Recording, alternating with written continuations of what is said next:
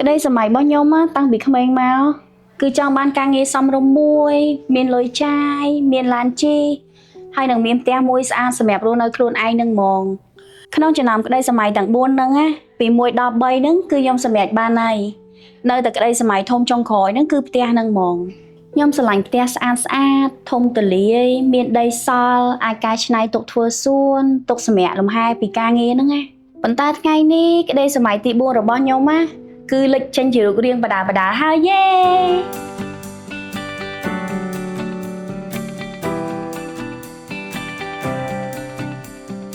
តម្រាំតែបានលេចចេញនេះគឺមានការសំចៃច្រើនមែនតើពីមុនវិញគឺគ្រាន់តែឮថាទិញផ្ទះគឺខ្ញុំភ័យហ្មងដោយសារតែផ្ទះមានតម្លៃថ្លៃខ្លាំងមែនតើហើយវាជាការវិនិយោគមួយដ៏ធំដែលខ្ញុំអត់ធ្លាប់វិនិយោគពីមុនមកសោះប៉ុន្តែថ្ងៃនេះខ្ញុំចាប់ផ្ដើមហ៊ានហើយអ្នកទាំងអស់គ្នា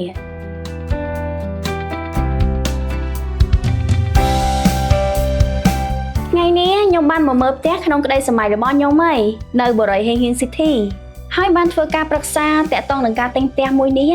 ឃើញថាមានភាពងាយស្រួលច្រើន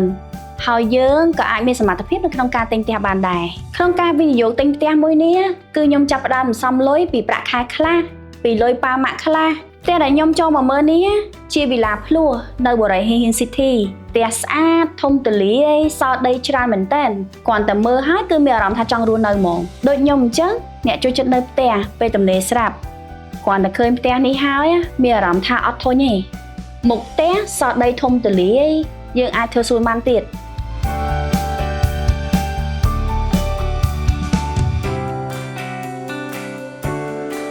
នៅបរិយាហេងស៊ីធីនេះគឺផ្ដល់ភាពងាយស្រួលដល់យើងអ្នកទិញផ្ទះមែនតើហើយការបង់ប្រាក់ប្រចាំខែសមល្មមហើយការកក់វិញត្រឹមតែ 10% មុនទេបង់ឥតការប្រាក់រហូតដល់15ខែទៀតរត់តែមានភាពងាយស្រួល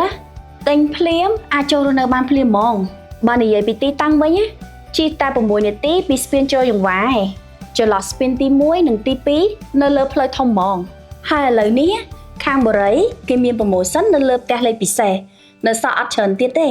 គ្រាន់តែឃើញផ្ទះហើយស្រឡាញ់ខ្លាំងហ្មងចង់ទៅហៅប៉ាម៉ាក់បងប្អូនចូលរស់នៅស្អែកតាអញ្ចឹងអ្នកទាំងអស់គ្នាដែលមានគម្រោងចង់ទិញផ្ទះចង់បានផ្ទះស្អាតសំណង់រឹងមាំសហគមន៍រស់នៅច្រើនអ៊ូអរស្រាប់ជាមួយនឹងទីតាំងមានសក្តានុពលអ្នកទាំងអស់គ្នាអាចមកមើលនិងប្រឹក្សាយោបល់ជាមួយសហការីរបស់បរិយាហេងស៊ីធីផ្ទាល់បានសូមអរគុណបាយបាយ